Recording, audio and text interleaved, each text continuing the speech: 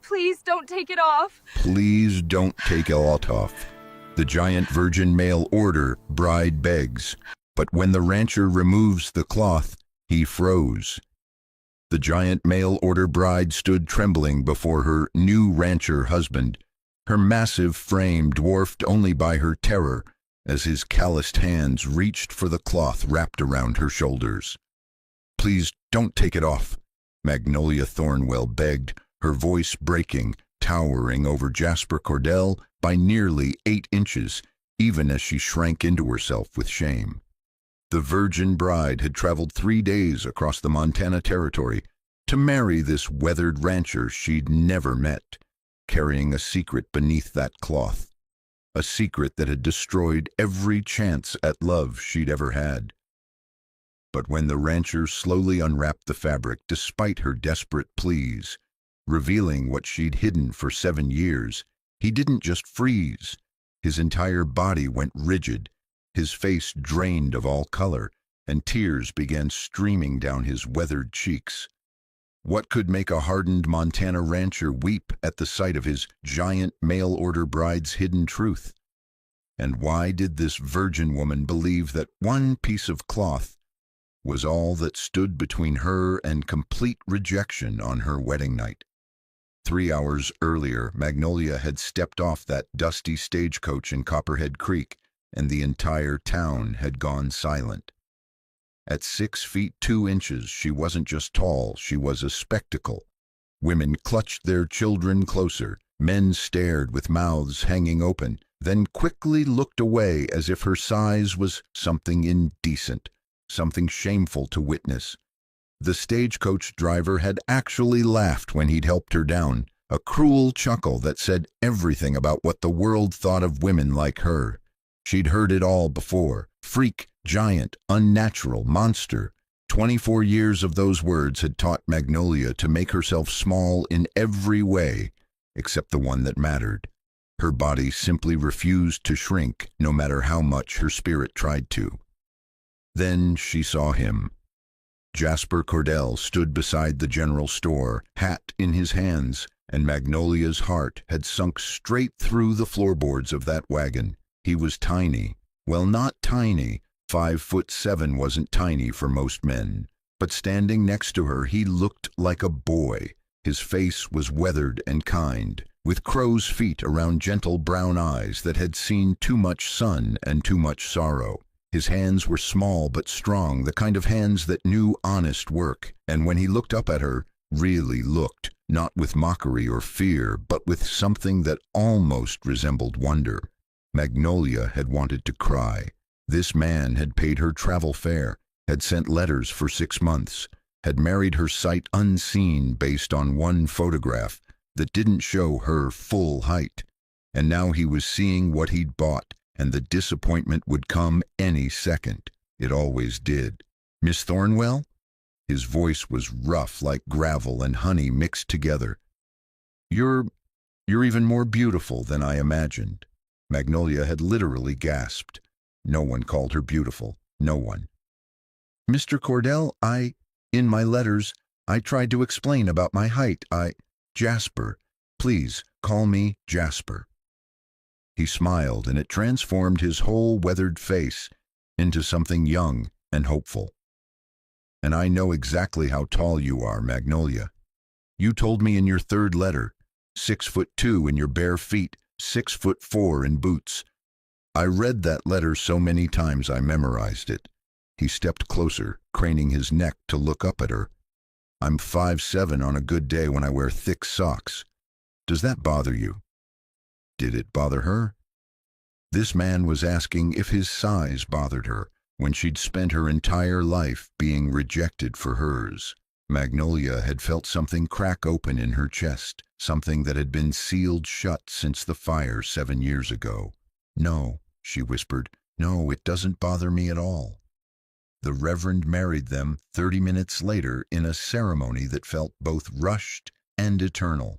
Magnolia had to bend down significantly to stand beside Jasper at the altar. She heard the townspeople whispering, saw them nudging each other and pointing. Look at them, the giant and the shrimp. What a pair! She's gonna crush him on their wedding night. Poor bastard doesn't know what he's gotten himself into. Each whisper was a knife, but Magnolia kept her face still. She'd learned long ago not to let them see her bleed.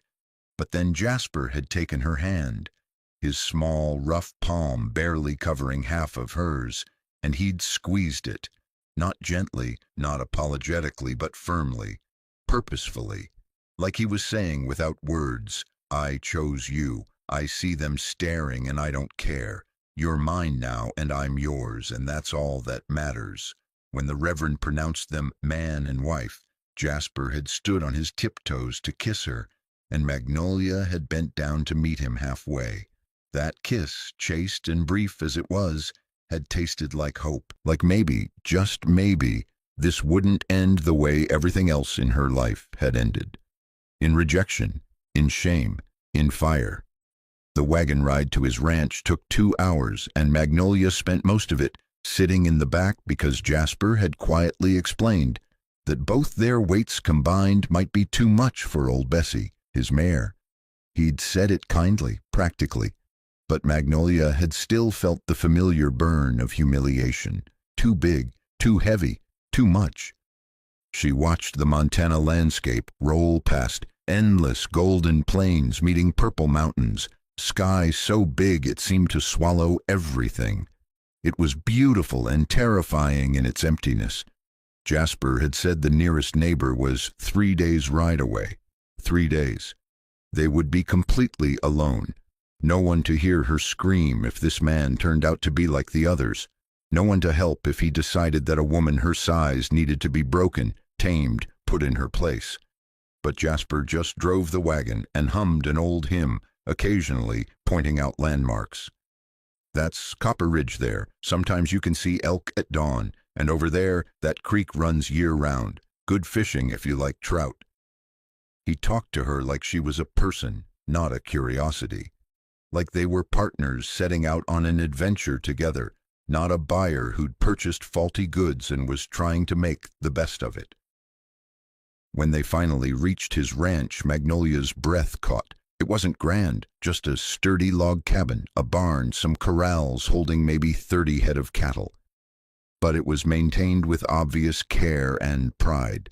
Flower boxes sat beneath the windows, filled with hardy wildflowers that somehow thrived in this harsh country. The porch was swept clean, smoke curled from the chimney, welcoming them home. "It ain't much," Jasper had said, helping her down from the wagon. His hands barely reached her waist. "But it's honest work and it's paid for. I thought maybe you'd like to make it yours too. Our home, together." Our home, together. 2 words that Magnolia had never thought she'd hear directed at her.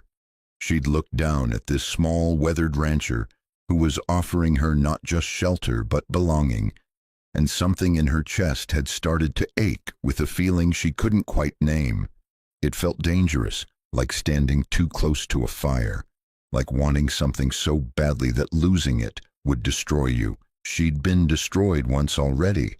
She wasn't sure she could survive it again, but God help her, she wanted to try. She wanted this, wanted him, wanted the possibility of a life where being big and scarred and broken didn't mean being alone forever.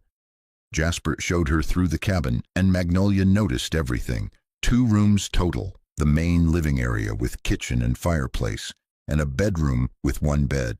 1 small bed that they would be expected to share tonight. Her stomach twisted with fear and something else, something she'd never let herself feel before. She was 24 years old, and she'd never been touched by a man with anything except disgust or clinical assessment.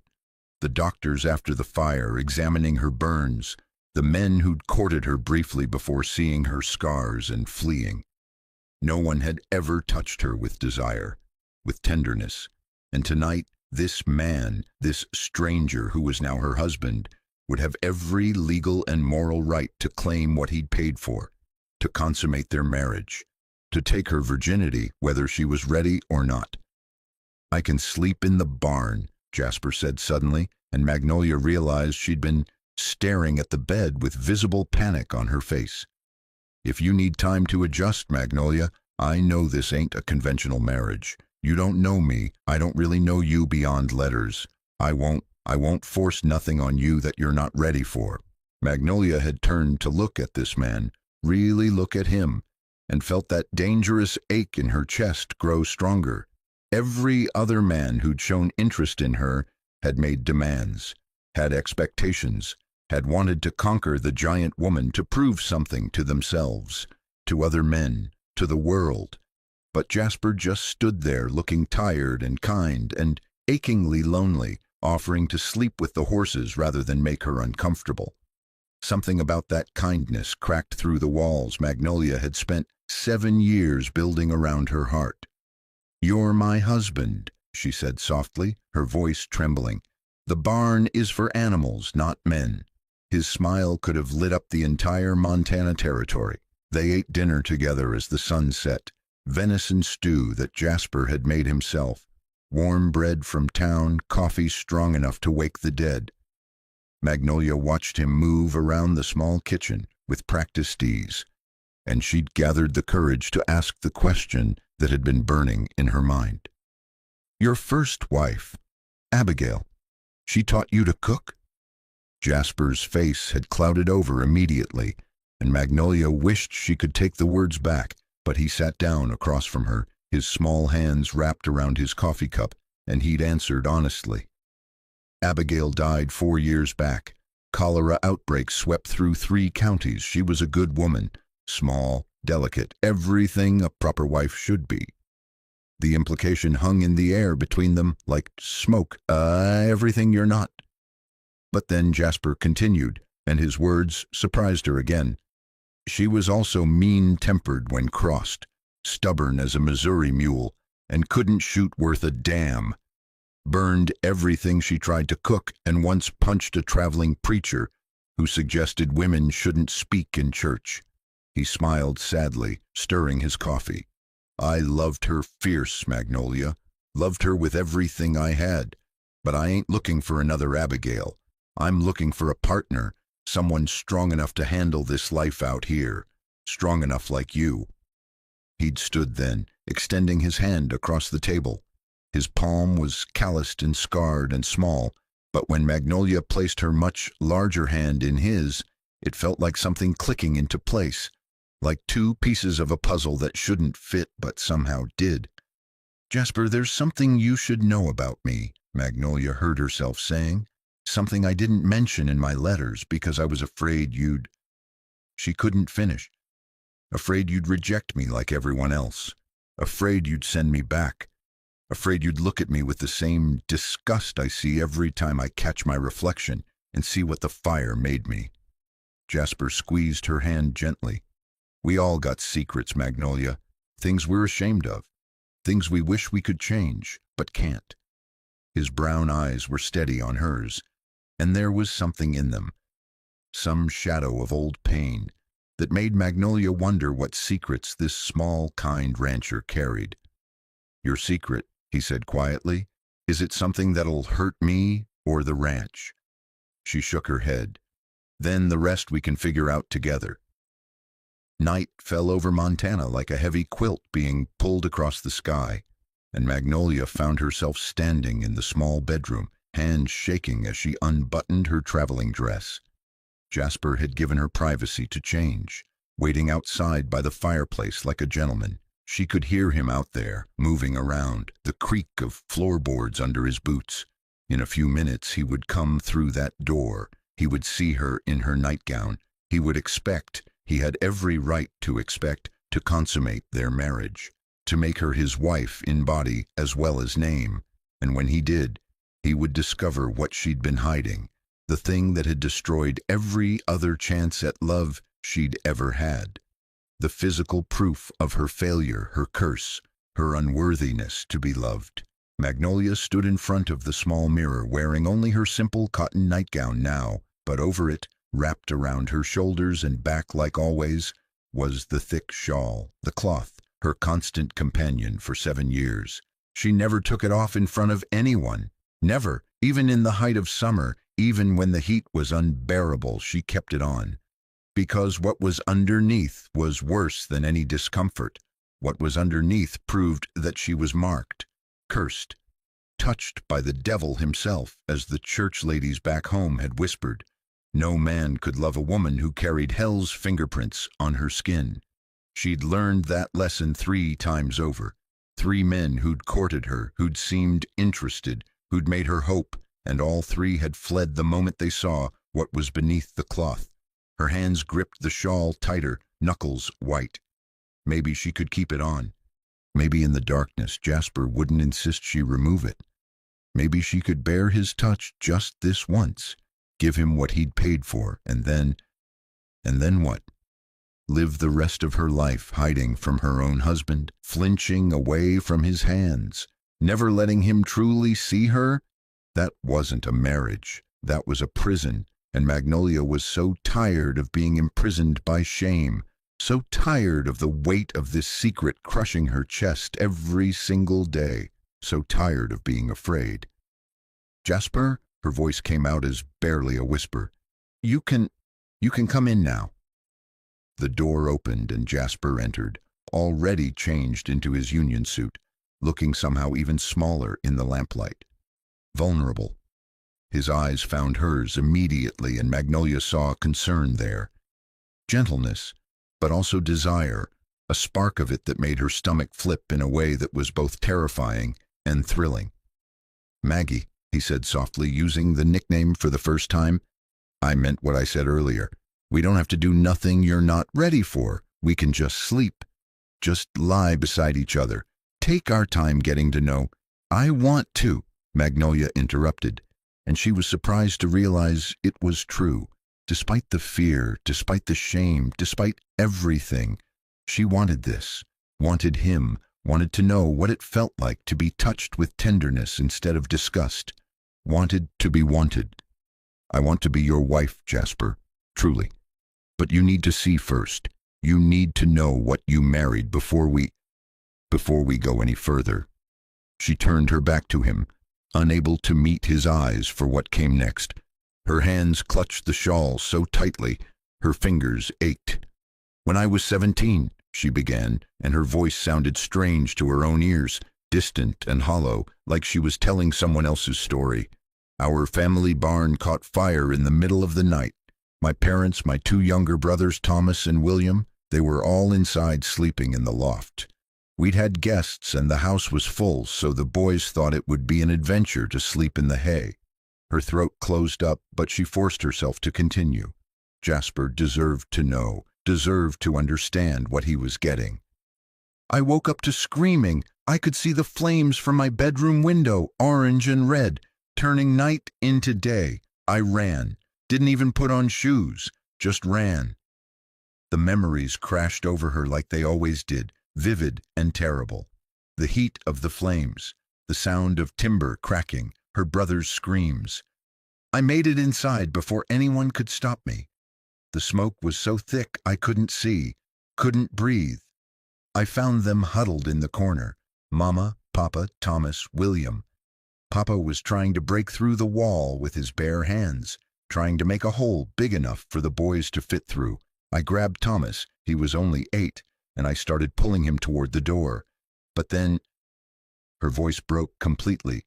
"But then the roof collapsed.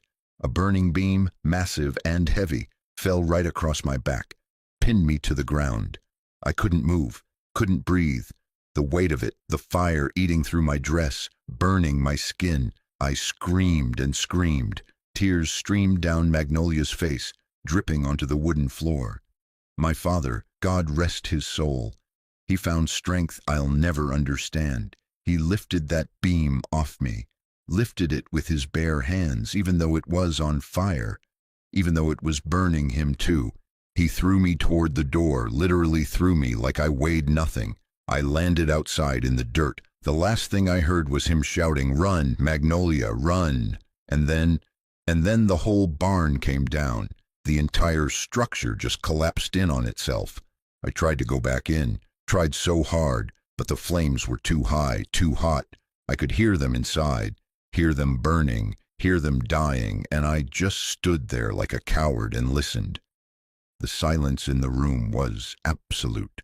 Magnolia couldn't hear Jasper breathing, couldn't hear anything except the pounding of her own heart and the echo of screams that would haunt her until the day she died. "I'm the only one who survived," she whispered. "Me, the one who should have been able to save them because I was big and strong. But I failed. I failed them all. And I'm marked for it. Forever marked by my cowardice, my weakness, my failure as a daughter and a sister."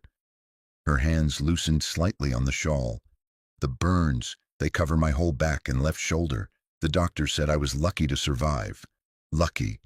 She laughed bitterly. "Every man who's courted me since, when they found out about the scars, they left. Said I was cursed. Said no man could love a woman who carried the devil's touch. Said I was unmarriageable." Her voice dropped to almost nothing.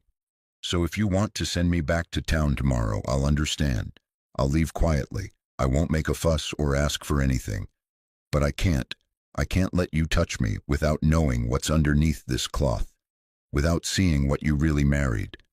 The words hung in the air between them, heavy and final. This was it. The moment when Jasper would realize his mistake, would see her for what she truly was, damaged, cursed, broken beyond repair. Magnolia braced herself for the rejection she knew was coming, had always been coming. "Can I see?"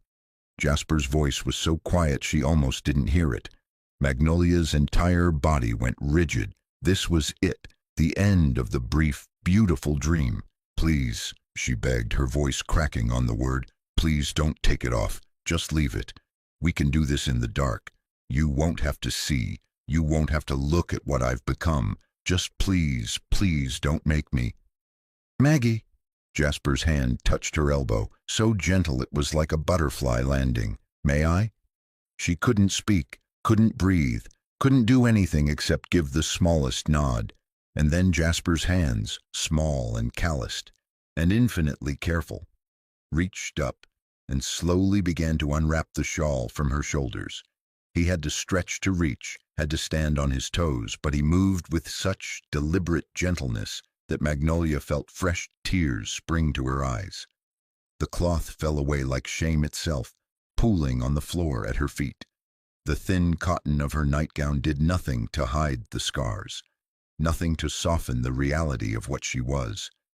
Magnolia squeezed her eyes shut, waiting for the gasp of horror, the sharp intake of breath, the step backward, the stammered excuse, the cold rejection she'd heard 3 times before.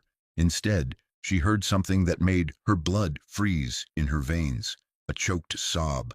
Her eyes flew open and she spun around.